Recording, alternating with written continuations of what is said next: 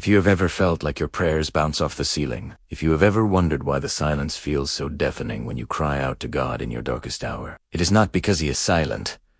It is not because you are unworthy, and it is certainly not because you didn't use the right words. It is because you were never taught how Jesus actually prayed.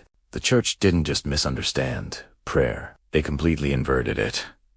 They flipped it upside down. For 2,000 years, institutional religion has taught you to beg, to plead, to bargain with a distant deity who needs to be convinced to love you. They taught you the prayer of the pauper. But the way Jesus prayed was so radical, so threatening to the religious control systems of his time at.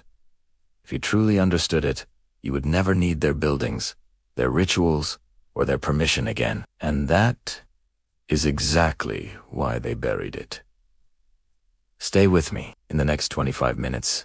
You won't just learn about prayer. You will be initiated into the hidden way.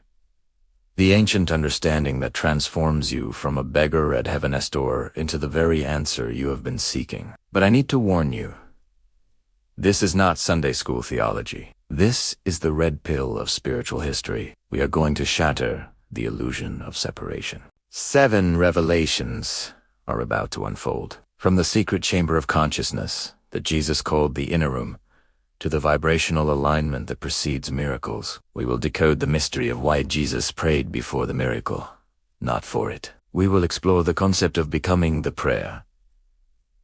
And finally, the activation that will change how you commune with the divine forever. Prepare yourself. The veil is about to be torn. To understand the radical nature of Jesus' teaching, we must first look at the world he walked in. In the first century, prayer was a transaction. It was an external performance. You gave a sacrifice. God gave a blessing. You recited the correct liturgy. God granted you favor. The Pharisees stood on street corners, shouting their prayers to be seen by men. The pagans recited empty phrases, believing that the sheer volume of their words would manipulate the gods into action. It was a system of noise, a system of bargaining. Jesus looked at this noise and rejected it entirely. He warned, "Do not heap up empty phrases as the Gentiles do, for they think they will be heard for their many words." Think about that. The very foundation of what most modern churches call the repetitive pleading, the emotional hype, the endless talk in Jesus, explicitly called empty. He called it the way of the unconscious. Instead, he introduced a concept that would dismantle the need for the temple entirely. A concept so dangerous it eventually got him killed. He said, "When you pray, go into your inner room, sutedor, and pray to your Father who is in secret." Matthew 6:2, 6-4 centuries. Pastors have told you this. Inner room means a bedroom closet. They missed the point. The Greek word used in the original manuscripts is Tameion. It doesn't just mean a room. It refers to a storehouse, a secret dispensing chamber, a place where the master keeps his greatest treasures. Jesus wasn't talking about architecture. He was talking about consciousness. The inner room is the bridal chamber of the ancient mystics. It is the silence beneath the noise of the mind. It is the place where the ego dissolves and the divine sparkly monades revealed. In Solomon's temple, there was a physical holy of holies, separated by a thick veil. Only the high priest could enter once a year. But when Jesus died, that veil was torn from top to bottom. Why? To show you that the Holy of Holies is no longer in a building. It is in you. You are looking outward to a God who dwells inward. You are seeking in temples built by hands what was already constructed in the depths of your own biology. Here is the first revelation they never told you. Prayer is not petition. Prayer is alignment. Let's analyze the Jesus pattern. Before every major miracle, before the feeding of the 5,000, before the raising of Lazarus, there was prayer. But look closer at the text. Read between the lines. He rarely asked for anything. At the tomb of Lazarus, with the stench of death in the air, he didn't say, "Please, God, if it be your will, raise this man." He said, "Father, I thank you that you have heard me. I knew that you always hear me." Past tense, have heard. Gratitude before the event. Jesus was using a technology of consciousness that quantum physicists are only now beginning to understand. The observer affects the reality. He didn't pray to change God's mind. He prayed to align his vibration with the reality where the miracle had already occurred. He moved from the frequency of lack and asking to the frequency of having thanksgiving. Place your hand on your heart right now. Feel that rhythm. That isn't just biology. That is the drumbeat of the cosmos. Your heartbeat is God's prayer for you. Every beat is a yes.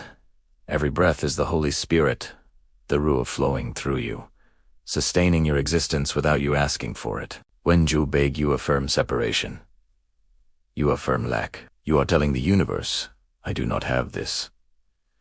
And the universe, acting as a giant mirror, reflects that lack back to you. But when you align, when you enter the state of knowing, you collapse the wave function. You bring the kingdom of heaven from the realm of potential into the realm of matter. This is why Jesus said, therefore I tell you, whatever you ask for in prayer, believe that you have received it, and it will be yours. Mark 11:24. Notice the grammar. Not believe you will receive it. Believe you have received it. The feeling is the prayer.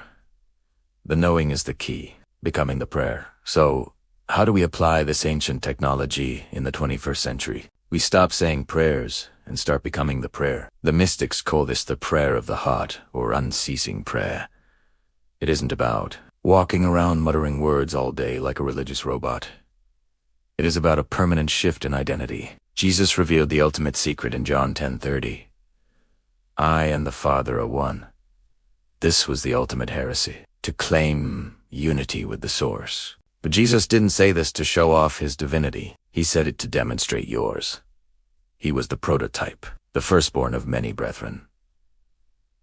He invited us into the same unity. Imagine a life where you don't pray for love, but you walk into a room as love. You don't pray for peace, but your presence is peace.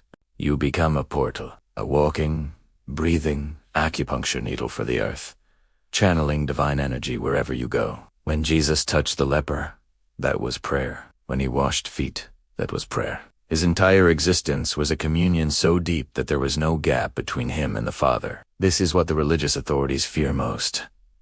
A human being who knows they are a fractal of God, because a human who knows their true nature cannot be controlled by fear, guilt, or shame. They don't need the church to sell them a ticket to heaven. They carry heaven in their chest. Let's do the activation right now. Wherever you are, stop. Close your eyes. Drop the words. Drop the theology. Drop the guilt. Shut the door of your inner room. Silence the voices that say you aren't enough. Feel the silence. That is not emptiness. That is the presence of the Father. Silently, repeat this ancient truth. I and the Father are one. Feel it. Not in your head, but in your gut, in your bones. The separation is an illusion. The distance is a lie. You are the temple. You are the altar. You are the sacrifice, and you are the God who receives it. If you have made it this far, you are not here by accident. You are part of the lineage of the hidden ones, the Gnostics, Decators, the desert mothers and fathers, those who refused to trade the living water for the stagnant ponds of organized religion. They were persecuted. Their books were burned. Their names were erased. But the truth cannot be killed. It can only be buried, waiting for a generation brave enough to dig it up. You are that generation. The world is crumbling. The old systems are failing. People are walking away from empty rituals in droves. They don't need more sermons. They don't need more theology. They need living prayers. They need you. The question isn't whether God will answer your prayers. The question is, will you answer God's prayer for the world? Will you be the vessel? This is the invitation to stop begging and start being. To stop looking up and start looking in. To stop performing and start aligning. If this resonates with you, declare it. Write I am awakening in the comments below. Not for the algorithm, but as a sigil, a mark of your initiation, a signal to the other awakened ones that they are not alone. Our private sanctuary is open for those who want to go deeper. The link is in the description. The path is calling. The kingdom is within, step through.